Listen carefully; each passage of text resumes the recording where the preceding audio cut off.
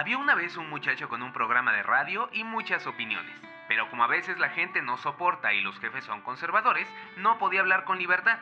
Ese muchacho era yo, Enrique Azamar. Así nació Vómito Mental, el podcastito desordenado y transparente en el que hablo de libros, cine, series y otros temas que me apasionan. Este es un espacio seguro para todos, todas y todes. Sígueme en Instagram, @vomitomentalpodcast. Gracias por escuchar.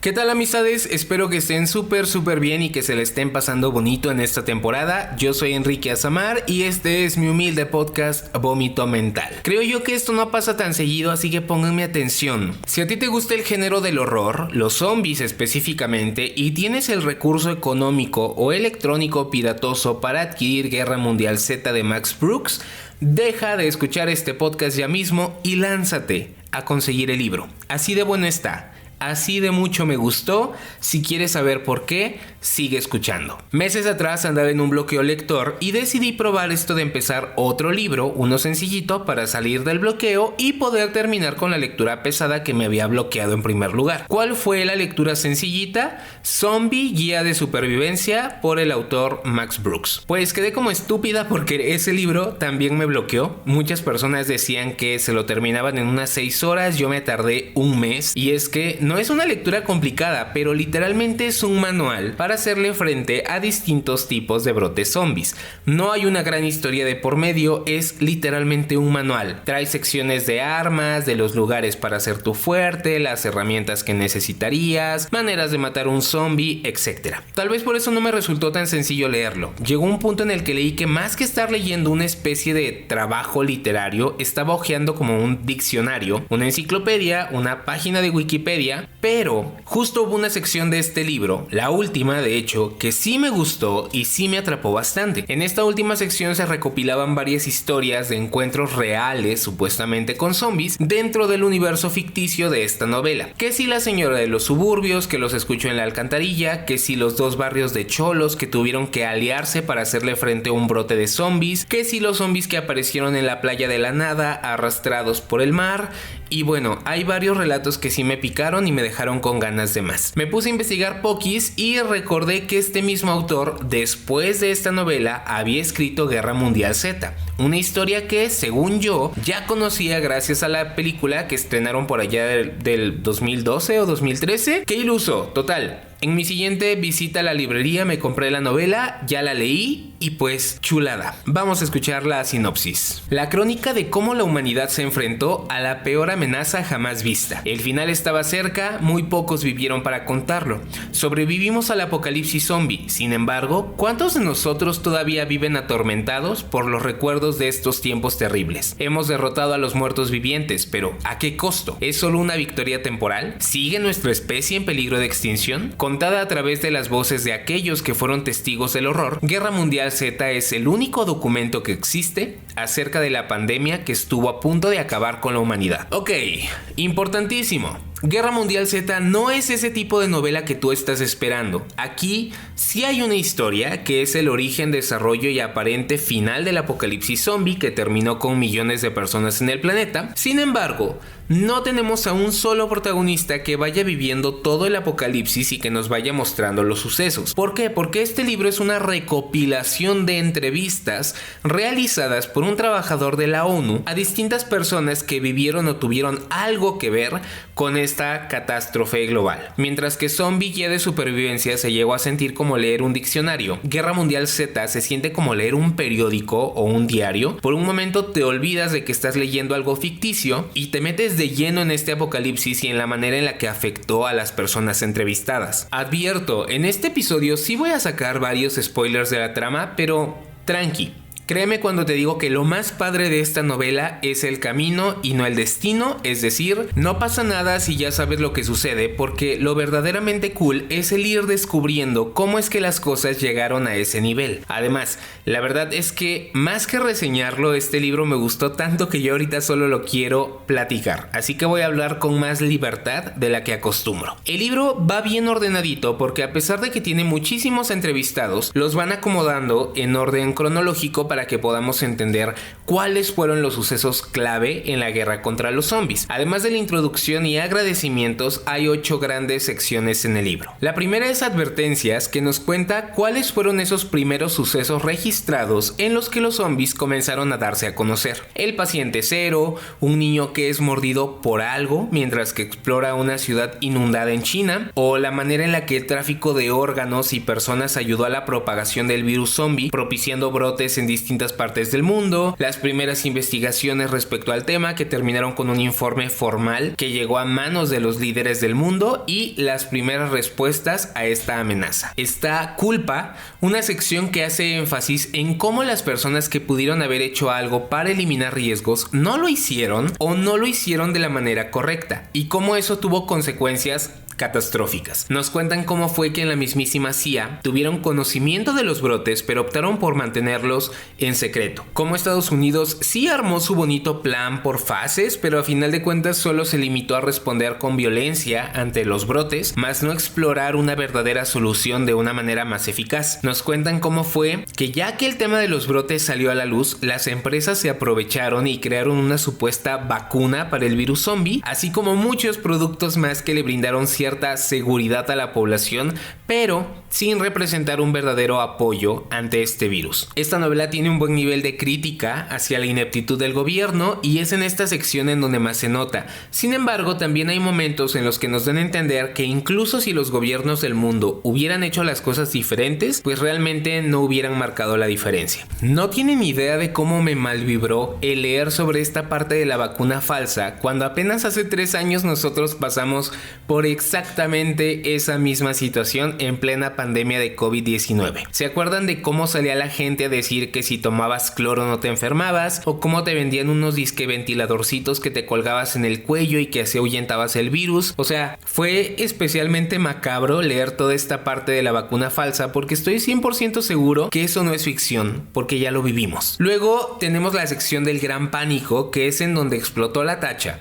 Se le conoce como gran pánico a este periodo en el que el problema de los brotes se salió de control y los zombies comenzaron a llegar a todo el mundo de manera simultánea y desmesurada. En otras palabras, el gran pánico es cuando arrancó la verdadera masacre. Creo que esta fue mi sección favorita porque todos los relatos que brindan los entrevistados son bastante fuertes pero muy entretenidos. Tanto así que cuando yo acabé la sección yo quería más. El tema de un ataque zombie me resulta muy atractivo y como que no me bastó con conocer 5 o 6 puntos de vista nada más. Hay varios momentazos que yo destaco porque más allá de dejarnos en situaciones de ataque que ya hemos visto en muchas películas, los relatos nos ponen en momentos más complejos. Por ejemplo, ¿qué pasó con todas las personas que trataron de abandonar las ciudades cuando estalló el ataque y causaron embotellamientos en las autopistas? Pues obvio, terminas con miles de personas en un solo lugar, atrapadas, sin poder mover sus vehículos, a veces sin poder abrir la puerta y salir, entrando en pánico porque hordas de muertos vivientes comienzan a alcanzarlos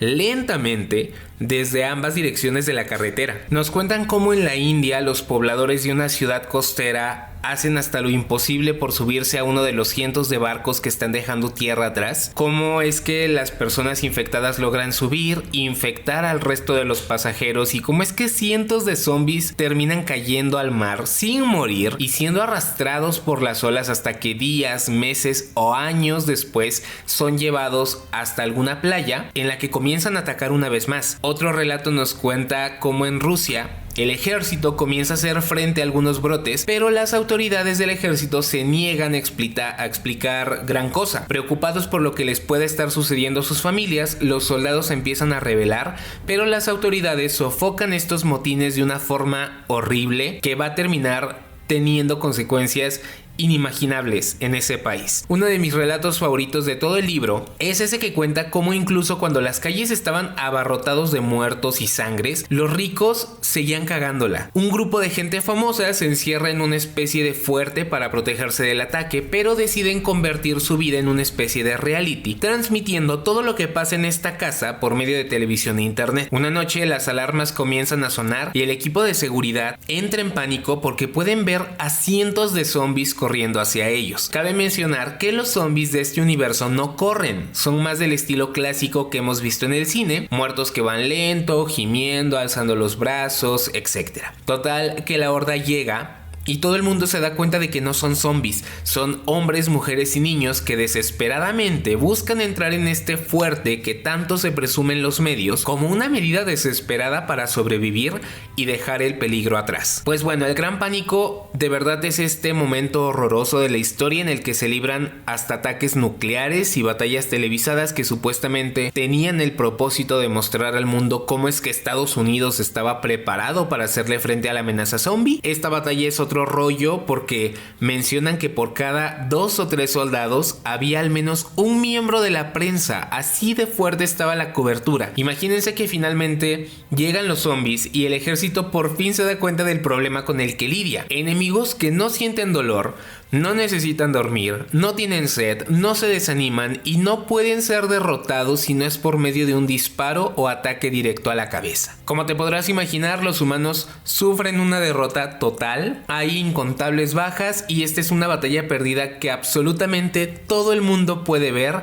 iniciándose así un periodo lleno de miedo y desesperanza. La siguiente sección se llama el punto de inflexión y creo que es el periodo más sombrío de toda la historia porque todos nos podemos imaginar a los muertos vivientes arrasando con ciudades enteras, pero no todos nos podemos imaginar las otras consecuencias que vienen a partir de esta situación. Aquí nos hablan del plan Redeker, que propone sacrificar y abandonar a millones de personas para que los zombies se centren en ellas, mientras que grupos selectos de la población escapan a lugares remotos del planeta, logran organizarse y recomponerse un poco.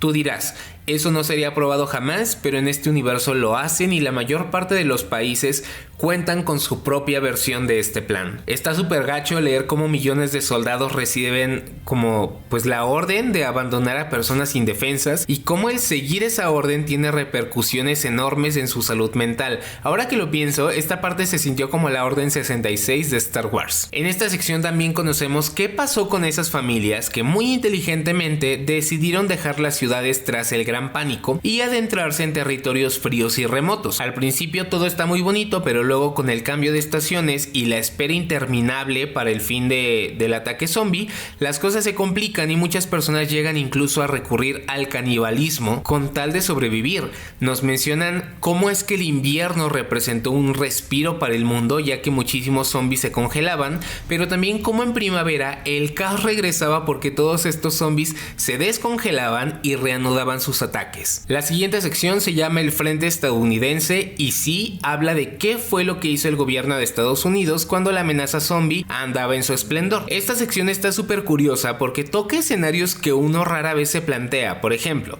se llevó a cabo el plan Redeker, millones de personas fueron abandonadas, pero pequeñas ciudades se empiezan a formar en lugares selectos del mundo. Se trata de empezar desde cero, por lo que se necesitan carpinteros, agricultores, fontaneros, médicos, pero entre todas esas personas que se salvaron solo hay guionistas, community managers, directores de cine, es decir, gente inútil que ni siquiera sabe usar un martillo. Entonces, en esta sección nos toca ver cómo fregados es que esas personas se las arreglaron para comenzar a trabajar y cuáles fueron las consecuencias a nivel social, cultural, político y psicológico. Nos cuentan cómo es que las leyes cambiaron y las torturas y ejecuciones públicas se hicieron comunes porque la gente debía entender que en este nuevo mundo ya no había lugar para el crimen. Sabemos también un poco de los grupos radicales, por ejemplo, cultos religiosos que realizaban suicidios y asesinatos en masa, o grupos ambientalistas extremos que realizaban, que aseguraban que como los zombies no comían plantas, esa era la señal de que la madre naturaleza era lo más sagrado y se debía de proteger por medio del ecoterrorismo. Un dato bien importante que se toca en esta parte son los Kislings, creo que así se pronuncia. Son humanos cuya mente no pudo soportar la situación y terminó quebrándose, llevándolos a comportarse como zombies, o sea, humanos asesinando personas y volviéndose una nueva amenaza en un mundo ya de por sí peligroso. Y hablando del mundo, la siguiente sección se llama Alrededor del mundo y más allá. Acá nos cuentan cómo es que en diversos castillos y monumentos del globo pues fueron convertidos en fuertes durante durante la guerra zombie. Se menciona que acá en México las pirámides se convirtieron en fuertes importantes gracias a todas las escaleras que tienen, pues ayudaban a mantener a los zombies a raya. Uno de los relatos que más me partieron el corazón fue uno dedicado a la radio de la Tierra Libre. Nos cuentan cómo se forma este grupo de gente que por radio se dedica a estar en comunicación con personas de todas partes del mundo y a compartir información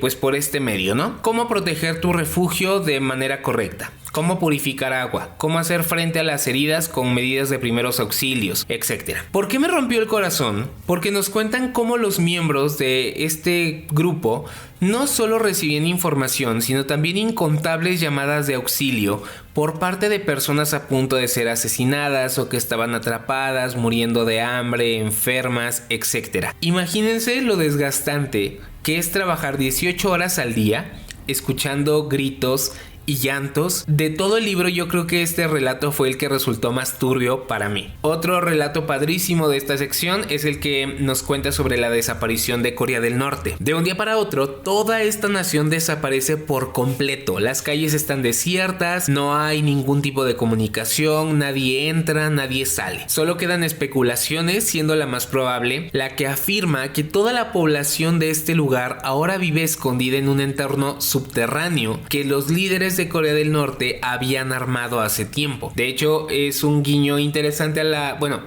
película le hace un guiño interesante a esta parte de la novela, porque en la película dicen que Corea del Norte logró como mantener la infección a raya, logrando que en 24 horas le quitaran los dientes a toda la población. O sea, como que tienen en común esta parte de las medidas extremas. En el libro se esconden bajo tierra, en la película se quedan sin dientes para prevenir pues mordidas entre los zombies, ¿no? Más adelante incluso nos enteramos cómo fue que se vivió este apocalipsis zombie desde el espacio, porque uno de los entrevistados es un astronauta que se encontraba en el espacio mientras que todo sucedía y al que le tocó ver los ataques nucleares, la destrucción, las millones de fogatas en el mundo cada noche, los enjambres de millones de zombies moviéndose a través de los desiertos. Todo lo relata desde el espacio. Cuando la sección Guerra Total inicia, el mundo ya sufrió y ya está preparado para contraatacar. Nos cuentan cómo es que el ejército, ya que conoce bien a su rival, da con un estilo de ataque lo suficientemente eficaz como para obtener su primera gran victoria contra miles y miles de zombies en un enfrentamiento realizado a las afueras de Nuevo México, muy bien amenizado con musiquita de Iron Maiden. También conocemos cómo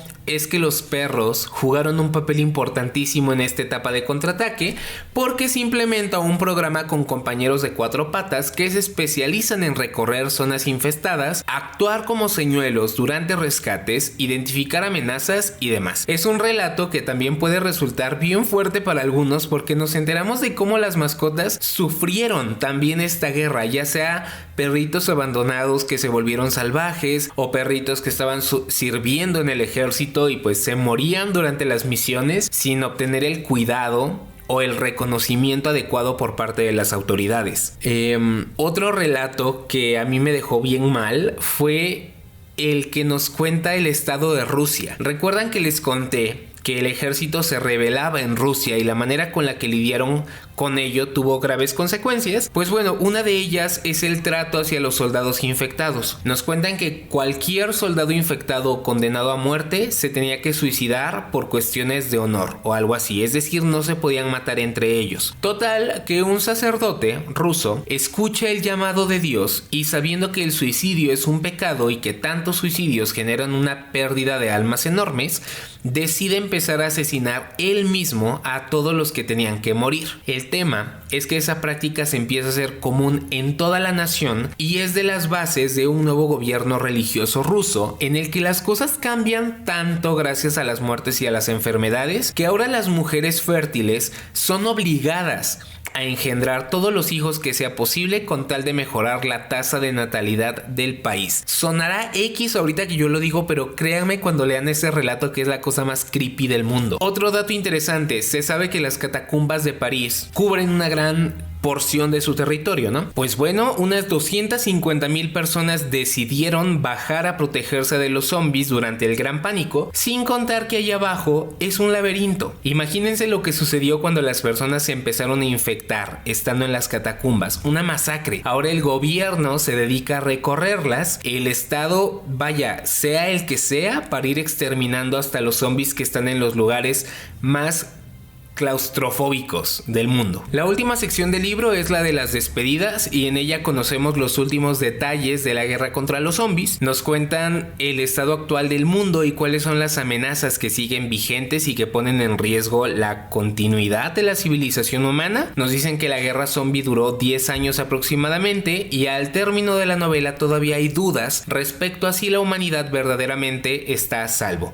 Digo, solo se necesita un zombie descongelado o arrastrado hacia una playa para que el caos se vuelva a desatar. Como se podrán dar cuenta, hay muchísimas cosas que me gustaron de este libro, pero ahora les contaré muy rápidamente los dos aspectos que no disfruté tanto. Número 1, a pesar de que hay muchos entrevistados, no siento que la escritura del autor haya sido lo suficientemente buena como para dotar pues una voz e identidad propia a cada relato. Afortunadamente, el contenido de los relatos es lo suficientemente bueno como para salvarlos, pero esta identidad propia que menciono definitivamente hubiese mejorado bastante la novela. Y 2, no podía faltar el hecho de que ponen Estados Unidos como esta nación que es vital para la salvación del mundo. Amigues, yo creo que ya, no sé, siento que todo mundo le da demasiado crédito a ese país. No es tan inteligente y vaya que acabamos de verlo con los resultados de las últimas elecciones. Una visión tantito menos nacionalista me hubiese gustado más, pero pues ¿qué se le puede hacer? El autor es estadounidense después de todo. Y pues nada, voy a ser muy sincero, yo sé que ya te conté mucho de la novela,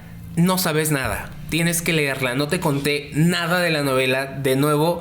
No se trata de que sepas lo que pasa, sino que sepas cómo es que se llega a ese punto. Esa novela se llevó unas sólidas 4 estrellas de calificación en mi Goodreads y de verdad la destaco como uno de los mejores libros que he leído en toda mi vida. No creo repetirla, la verdad, pero vaya que disfruté la experiencia de pues ir descubriendo todo e ir conociendo los detalles de esta guerra imaginaria. Tengo muchísimas cosas que decir sobre la película que sacaron en el 2013, pero ya mejor se los voy a contar en redes sociales, así que recuerden seguirme en Instagram, me encuentran como @vomitomentalpodcast y también pueden seguirme en Spotify e incluso dejar un comentario, busquen la opción ahí en su pantalla en este momento. Me dio mucho gusto hablarte una vez más y desahogar toda mi emoción contigo. Mi nombre es Enrique Azamar, esto fue Vómito Mental y espero tenerte de vuelta la próxima vez.